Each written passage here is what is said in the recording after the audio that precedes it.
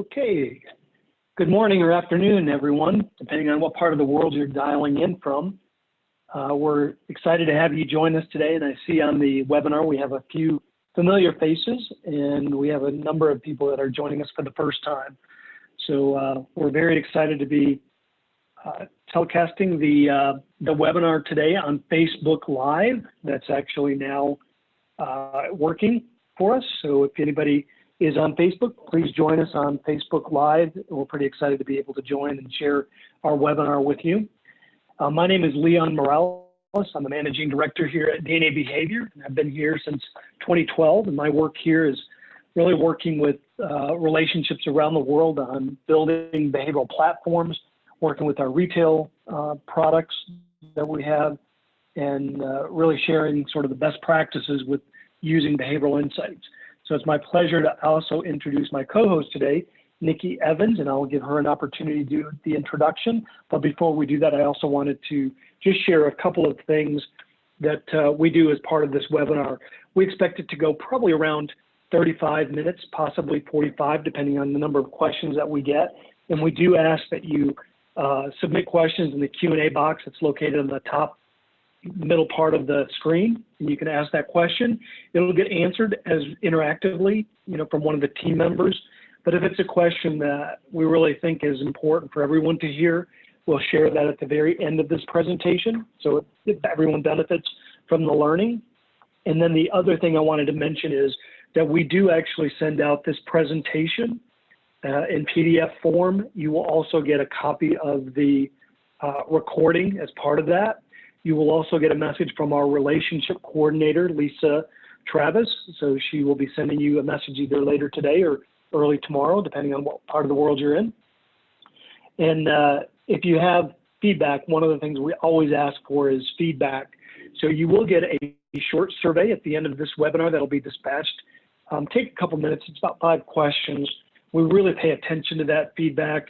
And what we're really looking for are topics that are relevant going into 2020 that are important for you, because we really try to make these webinars informative, and everybody's on their own sort of pace at learning this, but also that we try to share best practices as part of that. We have an exciting program to share with you today, and I'm going to turn it over to Nikki to do a little bit of the agenda and what we'll expect with the webinar. So Nikki. Great, thanks Leon. My pleasure to welcome you all today. As Leon mentioned, my name is Nikki Evans, and I'm the Chief Learning Officer at DNA Behavior. I've been with DNA for a few years and delighted to lead their training and coaching programs. And I will put in a plug for our next Business DNA training. It's here in Atlanta on March 11th and 12th. So if you're interested in diving deeper into the things that we talk about today and learning how you can use that in your environment, we would love to have you join us at training. And with that, we'll get started with our agenda for today. We're going to cover quickly how DNA works as an omni-channel platform, and we will focus on organizations today. And then we will talk about using behavioral analytics to predict work habits. We'll give you an overview of that and how clients are using it, and then how you might be interested in using it in your own systems. And then we'll go through a few use cases where we talk about how clients that we have used our insights and tools, and what kind of outcomes they've had. So we've found that our use cases are super helpful for people to understand kind of real world applications of what we do. And if you're new to DNA Behavior, we deliver real-time behavioral management solutions through validated insights. And we really are kind of a behavioral chip, helping you really understand what derails performance and helping you manage through that performance, whether that is with employees or whether it's with clients. When things get out of whack, we've got ways to help you understand what's happened, and also ways to help you understand kind of how to get in front of that. So the insights that we use and that we provide you with allow you to really engage with people on an individual basis and talk to them and work with them the way they want to be worked with. And we see that as a huge differentiator in business. If you can learn to work with people the way they want to be worked with, it can really help you stand out in business. And our research and Harvard's research shows that 87% of business issues are communications related, caused by these behavioral differences. And so really understanding what the differences are and how you can harness them is our mission to help you get better at doing those things and reduce that the issues created by these differences.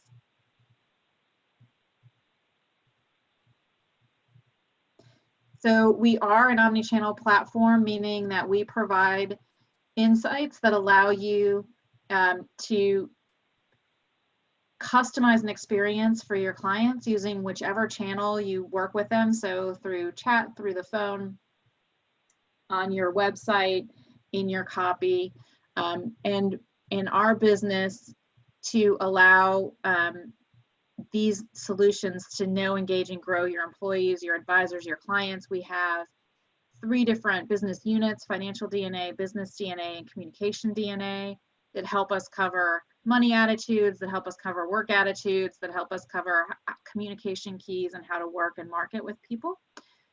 Today we'll be focusing mostly on business DNA insights, but we do, slice these insights for various purposes to allow you a cloud-based solution that will allow you to quickly scale, and then with our API solution, allow you to really embed these insights into your own platforms and your own solutions. So we're pretty excited about the variety and depth of what we have to offer. All right, thank you, Nikki. And also wanted to leverage off of what Nikki said around the omni-channel platform, and we deliver that in a couple of ways. One is through our retail channel, which we've been operating since we started the company, and then over the last couple of years, we really delivered it through that behavioral chip that Nikki was mentioning, through the API process. So those of you that are on the call, I know you have some different backgrounds, but many of you are really interested in the API experience. So we'll actually have some slides in the back of this deck that will sort of talk about next steps. So if you do have questions or want to ask questions, please ask it in the chat box. But for now, one of the questions we get asked often is, how do you compare to other assessments? And here at DNA Behavior, we don't sort of go to head-to-head because we think all of them deliver some value that's certainly relevant. And if you're sort of on the right side of this circle, using other tools, like probably one of the more common ones is MBTI. And I'm actually trained in a tool called Berkman, and I've been trained in that for a number of years. So there's different elements that come into using behavior tools. And again, we don't really say that one's better than the other. We believe that what we have uncovers that natural instinctive behavior. That's the validation that really points to that. So understanding someone's natural and instinctive behavior is quite important, not only in the work habits that we'll discuss today, but also in these money attitudes. So the same questionnaire that we have with Business DNA is also used with our sister program called Financial DNA. And that's why you see the other circle on really comparing some of the other tools that are out there. And you can see that DNA behavior is in the center of that. That's what makes us quite unique. We're the world's only psychometric platform that covers both that risk behavior and those money attitudes, along with those work habits. It's quite compelling. That's why that API process that we talked about is such an interest worldwide, where we have firms that are coming to us, understanding how to insert the behavioral chip into their platform. So the purpose of this slide is really to show you the dimensions that we uncover in this questionnaire called natural behavior. So if anybody has questions, because that's probably one of the more common questions we do ask, is how do you compare to others? Again, we don't necessarily say one's better than the other, because that's not really the point. It's really what does it uncover and sort of the information that the DNA behavior process does provide in those insights. And then predicting habits with work people. If you remember from the title of our webinar today, predicting work habits. And here we show the current state of behavioral science, around communication, because we know that's important, whether you're sort of working, starting a new job, onboarding. If you're investing, I just wanted to show this as a point that it does uncover that financial DNA, those financial DNA insights.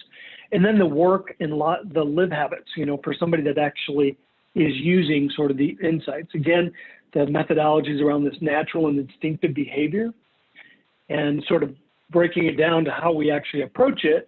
You can see here on the left-hand side, we call quick scan.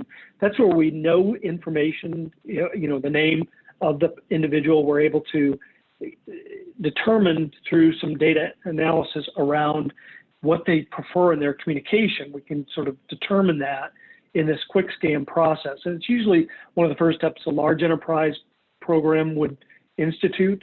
And then they may actually layer in the communication DNA process, which is a very simple questionnaire around communication, or they move directly right over to natural behavior, which uncovers the communication, the investment habits, work, and the live habits of an individual. So we actually can predict 200 sort of those predictable habits.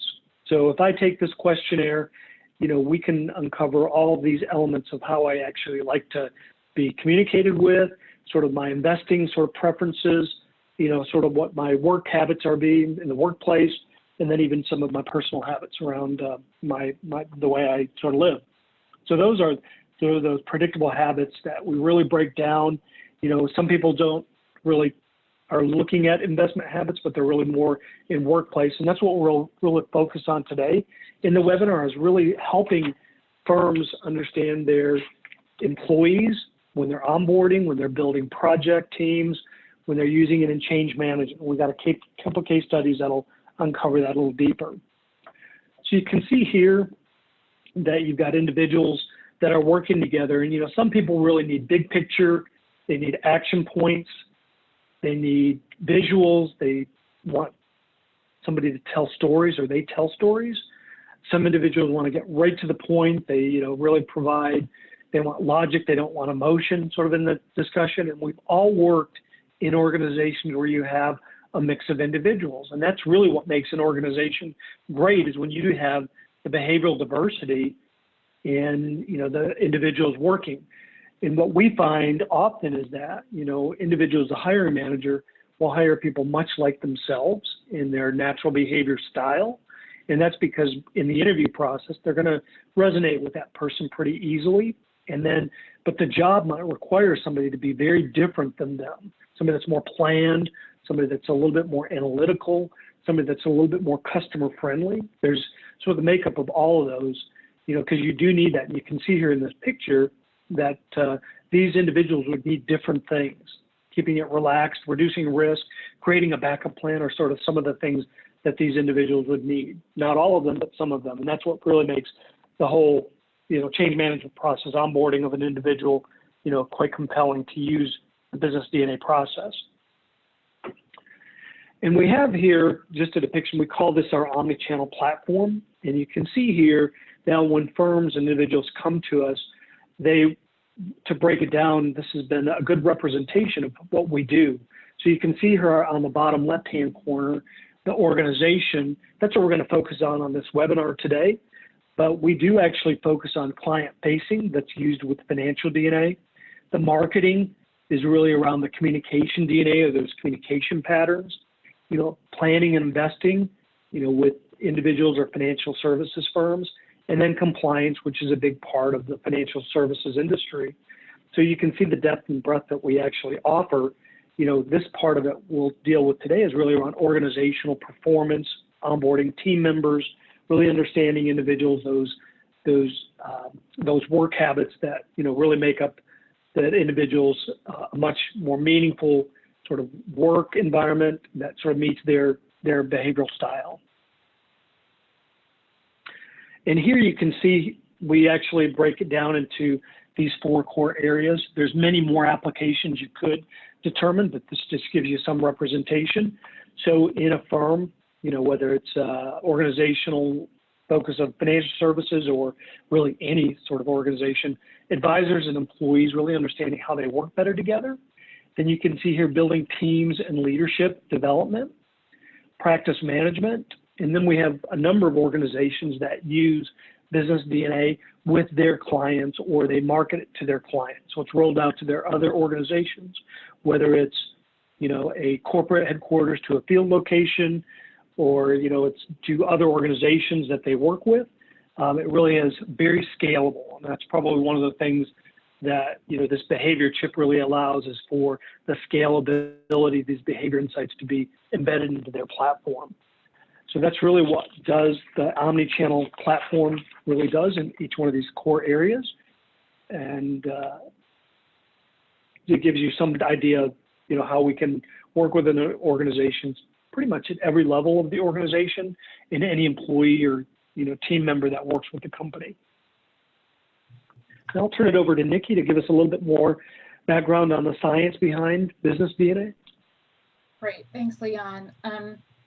So as Leon mentioned, we do have a lot of science and validation behind the insights that we provide, and we've found and studied that we are 91% reliable with predictive results. And what we're measuring, and Leon alluded to this and has talked about it a little bit, is that natural behavior. So we each have natural hardwired behavior and learned behavior that we develop as we grow and learn. And typically what you're seeing, especially in a workplace environment, is people's learned behaviors around how to behave in that culture, how to behave in that role. And what we're measuring is some of those things that you may not see, some of those things that may be under the surface of someone around their behavioral biases, their learning styles, how they approach risk, how they approach leadership and decision making, some of their talents and what they're great at. So sometimes people are in roles that they are competent in, but they aren't, they're not playing to the strengths that they really have, because sometimes we don't see those strengths. And so when you're looking at the insights that we provide, you're looking at the core of who somebody is and really helping them play to strengths that they have, to understanding where struggles might be.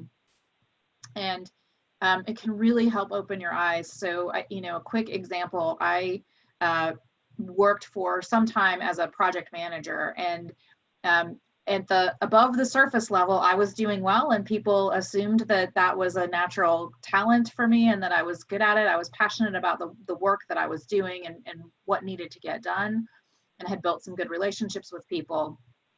But the truth of the matter is that I was far less planned and organized than some project managers that were really brilliant at project management. And so it was a bit of a struggle for me some days to achieve acceptable results as a project manager, only because I was working against some of my natural behaviors and natural strengths.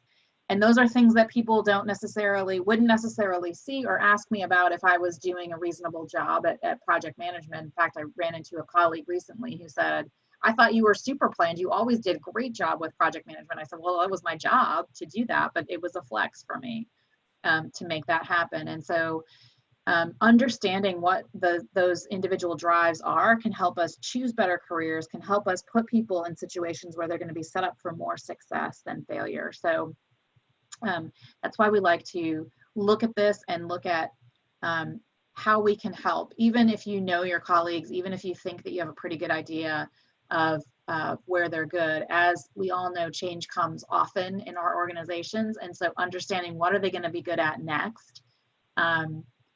Certainly putting me in a more planned role wasn't going to be successful for me, but putting me in a situation that required me to solve problems on the fly is going to be a much better place for me to be.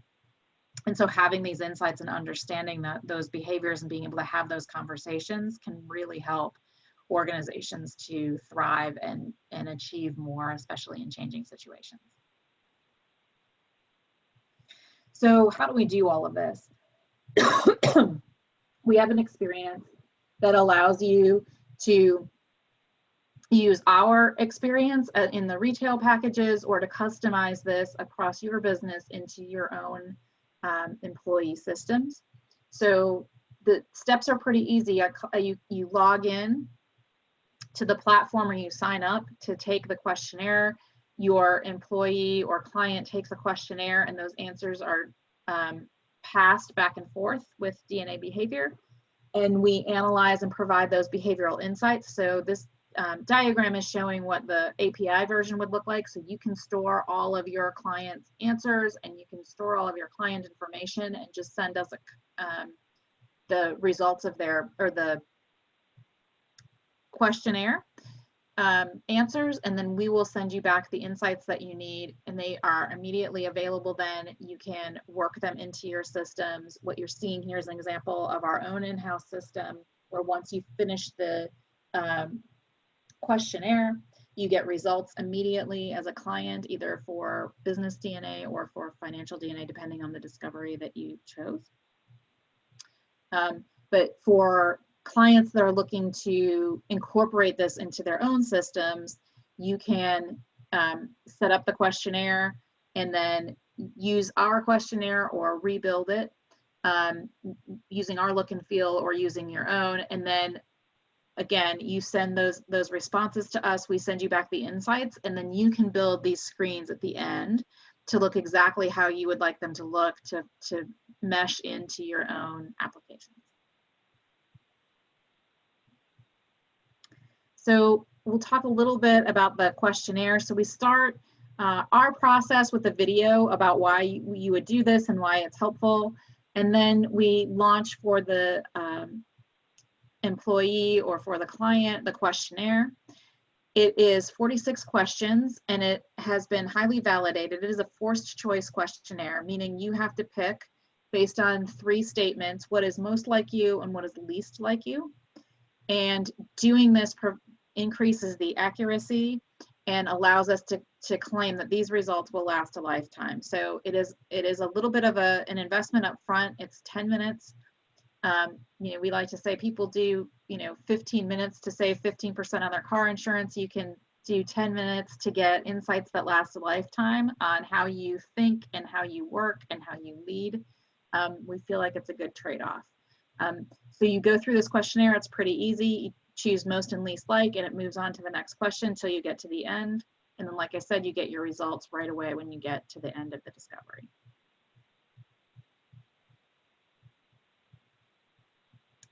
So I am going to let Leon talk to you a little bit about how to use business DNA to really power some organizational transformation.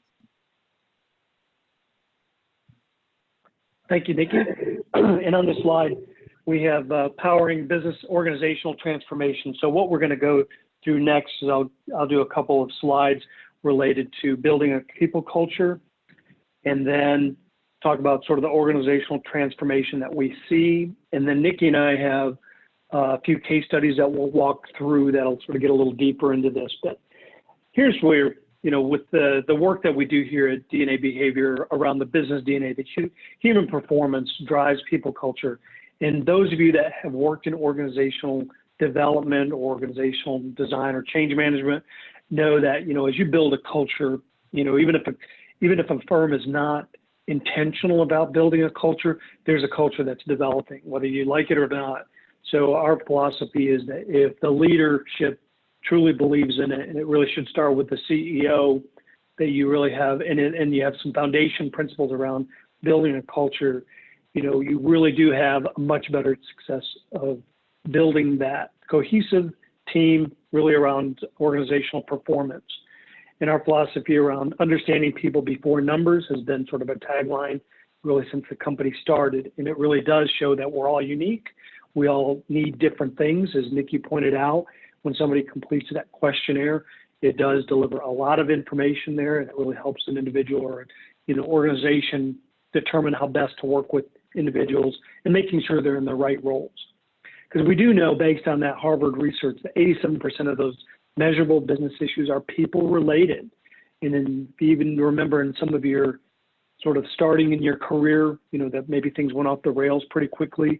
There wasn't a plan necessarily, or whatever the situation was. It really did start out with somebody had probably an idea, but it really wasn't executed well. It gets back to that communication. And I've always had this philosophy, breaking it down into people, process, and technology. And rarely is it about the technology. It's really around people developing the right process. So that's quite important. And in this business performance, you can really help drive a people culture around sales conversions, client engagement, employee retention and productivity, and then truly around operational execution is right. Are the right people in the right roles doing the right types of work? You can build that really in your platform or in, whether you're adopting the business DNA platform in your organization. The first step is really around awareness of your talent. Every person in the team should complete the DNA process, really understand themselves. That's quite important. And then when you're building a team, making sure that it's a team that, in our terms, is really called an adapter team. It really has that elements of, the behavioral strengths of a team, around and helping people perform better in their roles, making sure that you're coaching them based on sort of their strengths, because strength overplayed truly becomes the struggle. And that's what we really teach here at Business DNA, is around making sure that people are in the right roles, working on the right types of work.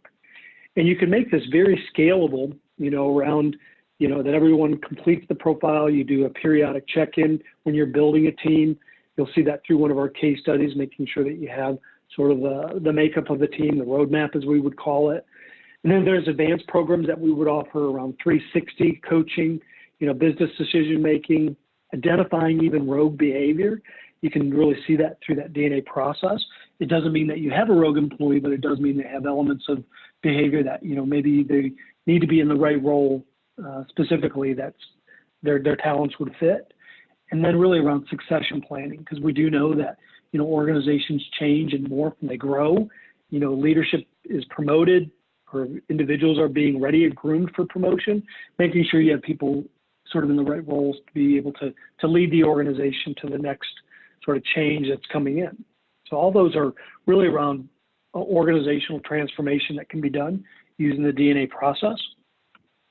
And then you can also get additional DNA insights around business and career, role fit, benchmarking, talent development.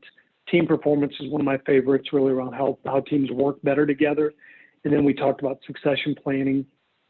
And then companies that actually are developing their corporate culture. Again, if you aren't intentional about it, it sort of creates itself. And you probably don't want that to happen. You want to be very intentional about that. And then operational sort of risk management is another capability that can be built. So you can see the depth and breadth that you can build from these business DNA insights. And then often we are asked, when I mentioned that slide earlier that showed the different profiles or different types of personality assessments, we do know here are the problems that we do actually solve here. Underperformance, disengaged employees. We know that people aren't working on the right types of work. They can become disengaged pretty quickly. Low employee productivity because they may not be working in their talents. As Nikki pointed out in her sort of personal experience, she was working in a role, seemed to, from others' viewpoints, she was very successful, but in her own ability to be motivated and excited, that really, because she wasn't working in the right type of work. And then team blockages, which is another one of my favorites, really understanding, because sometimes people are assigned work that they're just not naturally able to do. For instance, Nikki and I both have this element we call spontaneous. We both have that, and the opposite of that would be planned. Neither one of us are exceptionally planned. We know we have to bring an element of it to our work. We have other team members that we work with that are very planned, really great at executing a plan, and we work very well together because we really understand the strengths that each one of us bring, and they recognize my struggles in being able to do some of the certain amounts of planning. So that's where blockages can get in the way of performance. And we do know that organizations that really have what we call a high performance sort of indicator can have 70% productivity in their team, upwards of that. So it really does show if people are in the right roles, they can really deliver much better sort of experiences for your clients, for your team, and for the organization. And then low referrals, that's really getting back to if one of your employees or team members aren't engaged, people are not going to want to refer you as a solution to them because they don't really feel that the team members are really engaged emotionally in the company. And then identifying that rogue behavior, which I mentioned, that can lead to 5% sort of loss in a company. So, circumventing sort of systems that are set up. That's why a good control system is important. And just making sure it doesn't, again, Doesn't mean that the employee is a rogue employee. It does mean that they do have the propensity, and you want to make sure that you have the right systems and culture built to be able to make sure they're thriving in their strengths. With that, we're going to present our first case study. And this is an API organization we work with, and they started with us in 2015, but they were actually working with for a number of years before that. And they have about 50 team members that are distributed around the world, and they work in specifically around talent management. And if you're not certain what that means, they're basically a recruiting firm that delivers much more depth to the recruit or the team member that's looking for a position. They really help them understand their strengths and their struggles, and making sure that they're working or being sort of placed in a company that really is going to be sort of their talents thriving in that company. And for the employers, there's a real element of they're getting candidates that are vetted, they've got the right profile for this role. So that's a very different sort of process than most recruiting firms use today. So they're very much of the white glove approach around recruiting, and they do it through a scalable platform. So the business overview here is they use behavioral or business DNA as their behavioral sciences tool. They're integrated as an HR tech platform. And they reveal some of those misaligned natural talents and people are in the right roles, so they can do assessment work in that type of an engagement, making sure that they're matching employers with the right candidates and filling their pipeline. And as a result of their work that they do, and they've expanded here, actually they're international, they continue to grow. They've had, a 40% individual productivity because people are really not mismatched. They're working in the right types of role. They're working in things that they excel in, and they can actually refer to these DNA insights, to make sure that they're not having team blockages.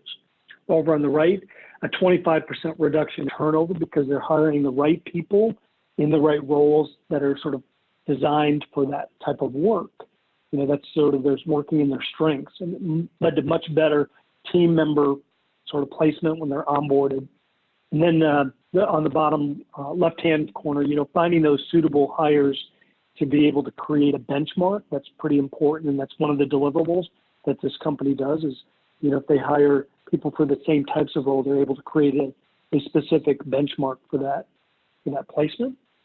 And then from an average, when they're working with an organization, a corporate, company, they have upwards of 500K individual savings because when they're working with this firm, and if you think about it, it would make sense. If they hire the wrong person, and it's a $100,000 employee, think about the people that they might have affected in leave, that they left the company. So there's turnover, and that gets back to their, reduction in turnover. So there's truly tangible benefits to be able to use these insights. This is done through an API integration with us, and it's been sort of one of our very successful API ecosystem players. So we're excited to be able to spotlight this as a case study. And if there are questions you have on this, please ask them in the Q&A box. And with that, I'm going to turn it over to Nikki to do the next two case studies. Thanks, Leon. So this study is around a media organization. They have a volunteer board, so it's a conglomerate of a professional organization, and they have 14 major media organizations represented in this board of 33 people. And again, they do a lot for leadership development, industry education, mentoring programs. And they engaged with us to help them. And we'll talk about kind of where they did that. So we started with them in 2018, and then we did again this board transition here in 2019, and we're about to do another in January. And so what we met with them to really do was to help them increase their awareness of each other. So these women are volunteers, they have full-time jobs, and they then have to meet with each other as a board. So they wanted to be able to collaborate more quickly, to continue to provide the high quality programs and meet their chapter goals that the organization provides. And then just get better at partnering and appreciation, understanding the differences, and being able to assign work on committees more efficiently based on people's strengths. And we've also seen that there is growing interest from other chapters looking to adopt this process. But really, because these board members have full-time jobs elsewhere, meet with each other fairly infrequently, what they found is it's really important for them to know each other and know their own strengths and know each other's strengths, to understand which resources to go to when they have a constraint, which teams and sub-teams are going to work well together, and where there might be some tension, understanding that that tension is related to behavioral differences and not to some sort of attitude or some sort of ill will toward one another. I've had several of the board members say this really helped me understand where other committee members are coming from and help us get past differences that we had, understanding that this is just how people are wired to do work. And once we understood that and could have a conversation about it, I think it's especially powerful for this group because they don't see each other every day. They really don't have a lot of context with one another, and they have a really short amount of time to become productive very quickly. This board turns over every year. So a lot of people are returning members, but a lot of the board shakes up every year. So it's constantly a change management process. They change leadership each year. So understanding the difference between what the board can expect from a leader in year 1 to year 2 is really helpful. And the team has found that this has been really helpful in sort of shortcutting some of those relationship building activities that they need to do to really understand each other. And so what they've seen is that the incoming board really is able to get up and running much more quickly. And it's helped provide a roadmap and some ideas for how the chapter is going to continue to recruit new members, recruit board members, place board members in the right roles, again, to get them productive and up to speed quickly. And with the work that they did this year, this board actually over the last 12 months exceeded their membership goals and exceeded their sponsorship goals. They also were able to provide a couple of scholarships that hadn't been available in the past. They were able to do more programs than we had seen from the chapter in the previous year. And they were able to expand actually a program internationally for the first time and really pioneer that. And I think that that's a lot due to the team members being able to get on the same page with one another much more quickly and start to understand each other more quickly. So we were really excited to work with that group. And like I said, we continue to work with them and we'll continue in the coming year. And then this case study is really about doing a team analysis with the team and helping them prepare for some change that was coming up. So as a team building activity to do some awareness, we helped the employees get trained in their profiles and start to speak and understand what this language is. We've mentioned that lots of difference comes from just communication differences and being different. So with this team, what we did is we really did kind of an analysis and an education event to help them, and then started to parlay that into a change management effort that they had coming up. So when we looked at this team, and we had 9 members on the team, their strongest factors were spontaneous, meaning that they're pretty instinctive, they're pretty free-flowing, a pretty high-level approach to things, and they're pretty outgoing. So they're open to new ideas and they express things. They use a networking approach. They're very interactive with one another as a group, as you average the group together. And that adapter style indicates that they have both faster paced and slower paced individuals, so more careful and more cutting edge folks, and then also more kind of a balance between results focus and relationship focus. For this team, one of their standout traits was a focus on that they focus on and support innovation. And so again, as this team was looking to take on a change initiative as a team, they are definitely leaning toward supporting innovation. And so what we did is help them take this a level further. So again, this aggregates what does the team look like, and then we took it a level further into what are the unique styles of each person on the team. So we had some overlap. This team had, two of several of these profiles and 3 of one of the profiles. But we really took it into, based on your unique DNA style of community builder, what you're probably going to prefer in meetings is to have in-person meetings versus using email.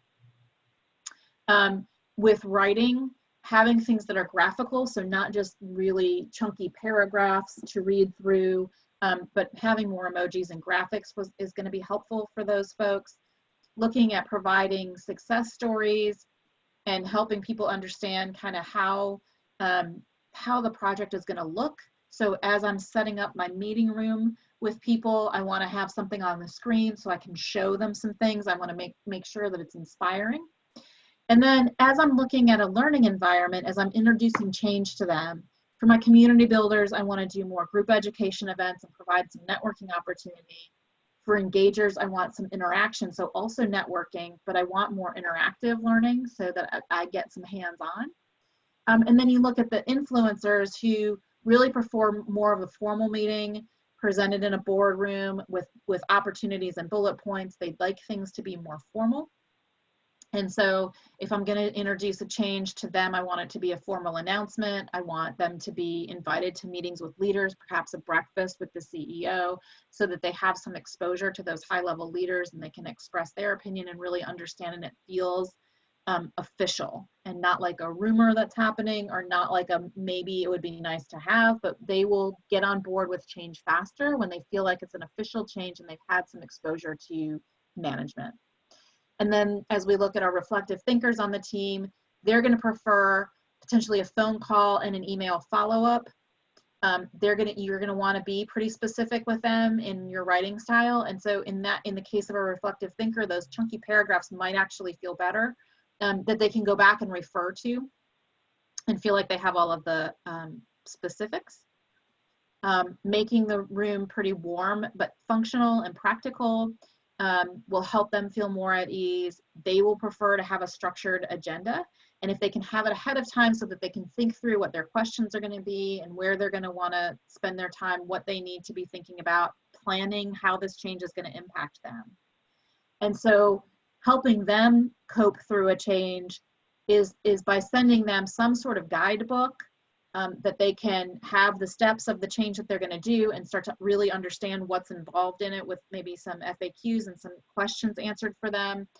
And then an opportunity to earn a gift card or some kind of thing for their learning so that they can see that achievement, and then they can know what the next steps are, and that they can see that they are accomplishing the learning goals or the change goals of the program. And so again, this is just a way that this team kind of made practical kind of 2 things. One was just an overall education of what is this team. And so they did it kind of to start off with as a team building event. Hey, can we know ourselves and know each other a little bit better? And then that morphed into, but we've got this change coming up. How would we use this information? And so we helped them with putting together, here's an optimal format for writing and meeting with people on the team. So as you're communicating change for the team, here's how you're going to want to flex those communications to different people on the team so that you are really engaging them in a way that they want to be engaged, in a way that's going to make it easier for them to come on.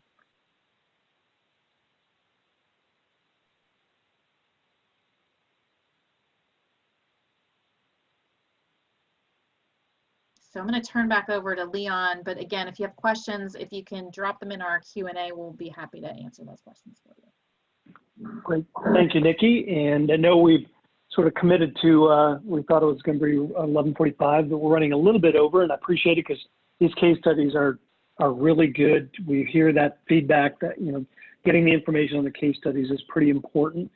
So thank you, Nikki, for providing the coverage on those. And now I just want to shift gears a little bit around.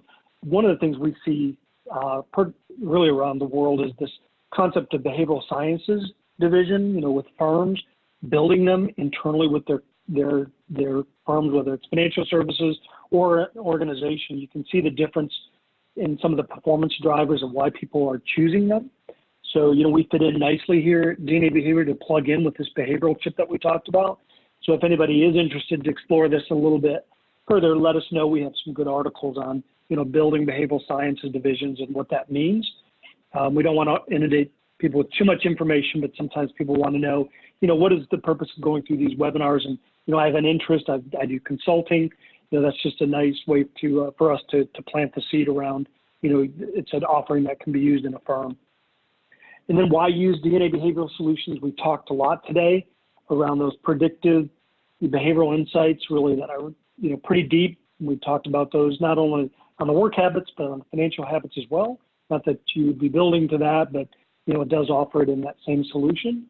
And then the digital solution around the API integration to be able to build, benchmarks, as we talked about in one of the case studies, customizing the experience and the relationships. You can do that really through this omni-channel process, with in banks or with an organization where you service your clients. You can be doing it in a much more scalable way where people feel that they're part of the firm. You've really been able to communicate in their terms. This is a picture of all of our ecosystem players that we work with. They've been working with for a number of years. Some of them are new with us, but we've got a number and it's growing. So it's great to see the growth of the company now that we do offer the API work as well as the retail side. We've really been seeing a growth this year in 2019, and we expect in 2020 to continue that growth. And a lot of people want to know, what is my next step? So there's a couple of things that we can do. One is you will get the presentation, and if you have a question, Lisa Travis, our relationship coordinator, will help schedule a call. And sometimes it's just really understanding next steps. We've got a lot of information on the website. From the API side, we have on our website, if you go to dnabehavior.question or dnabehavior.com, then under API, so there's a lot of information that you can find out if you're interested in building a platform. So please feel free to do that. The next stage would be if you're really ready, you've got an MVP, which is minimum viable product. You're already at that stage. We typically will set up a call with our technical team to be able to vet that and get you a little closer. We always know that, we can do a webinar, we can educate, we can share our knowledge, but a lot of times it's just really having that one-on-one conversations that can make a difference. And then I did want to let everybody know, because this is very business DNA focused, we have a book that's being published and available on Amazon on January 7th of this year around leadership behavior DNA. It's really talking about these natural talents that we've talked about. It's a great book. We're very excited about focusing that and really complementary to the work we do. And then I think Nikki did announce earlier around our business DNA training on March 11th and 12th of next year. We'd love to have you join us and get a deeper sense of how this works and get more information around what we do. And we do have a couple of questions I did want to that were in the Q&A box that we want to ask, and because people do like to get a little more information. Tips to get the whole team to, how do you get the team to complete profiles? It's probably one of the things that with a consultant, chasing down individuals to complete the profile. And then how do I get more use of the profiles at my company? And Nikki, were you okay to take that question? Sure. How do I get my team to take? Yeah, I think helping, some of the information that we provided here about helping people really understand themselves and understanding how the information is going to be used in the organization. So again, I think communicating with people, we're going to use this to have better conversations, to help you understand each other better. We're about to go through a change process, and we'd really like to understand where everybody is going to, fit well. So giving people the opportunity to learn some about themselves and about each other. And I think being clear about what is your purpose is a way to do that. And then also, assuring them that they're going to get their own results, and then they're going to get to see how they work with team members and where they might be able to get some ahas about struggles that they've had with different team members is a great way to do that. And then I think using it more often, I think becomes part of how you build it into the culture of your team. I've seen teams that post their DNA profiles on their doors, and they have then a cultural rule in that organization that when you come to my office, you flex to my style. When I go to your office, I flex to your style. And so I think there are definitely ways like that where you can build it into your culture and build it into your team vocabulary to start using this kind of information every day. And then again, our APIs offer a great solution to allowing you to actually wire them into your calendar to remind you that you've got a meeting with somebody and how you might flex your style to work with that team member, or to put it into your performance review system so that you remember what the person's natural talents are. And as you're evaluating how they performed in their current role this year, you can also kind of bounce that against, well, were they flexing a lot to make that happen? You know, they might have been just okay in some area, but if you recognize that that didn't come naturally to them and they actually put a lot of effort in to get okay in that area, and that's another way that you could do it. So there are tons of ways that you can make this more practical and more useful and get more and more teams to use it. I think it's just a matter of how do you set your culture up to start using the language of DNA behavior and then making it normative for the team to start to think about how they're behaving and how their team members want to behave. So hopefully that answers the question and gives you a couple of examples of ways that you can do that. Excellent. Thank you, Nikki. And we have one other question here. Does DNA behavior have any tools to measure improvements of leadership style? You know, be able to flex sort of the talents that they do have? And the answer is yes. I'll take that one. We have a 360 program. It's basically a solution that sort of integrates with natural behavior, the business DNA profile, which is quite unique. And I've worked in leadership development for a number of years, and it's the only one that I'm aware of that actually pulls in a behavioral style and being able to, for an individual to really understand their strengths and their struggles, that's actually commented and scored by their team members and their leaders. So it's a full 360 process. If any of you have been through that, it's quite remarkable in the way that it's sort of delivered and for an individual to see their natural strengths and what they're rated on. And it does it in 8 core factors. It also gives you a leadership performance rating. So it's quite remarkable to be able to get this score. It's on a scale of 1 to 100. And if somebody's in the 40, gets a 40, that's probably something they need to really work on some of their techniques about managing some of that behavior. If they score a 90 or above, or even an 80 and above, that would indicate, based on that rating, that they're doing quite well. Again, you'd probably want to administer that annually. It might be even too frequent, maybe every other year. And the one thing we always recommend is when you use a leadership 360 process, even if you use one outside of DNA, make sure that it's not used as a punitive exercise, that it's really for a growth and leadership development opportunity for the individual. Because when you do that, you build that culture of helping people really grow in their careers and in the company.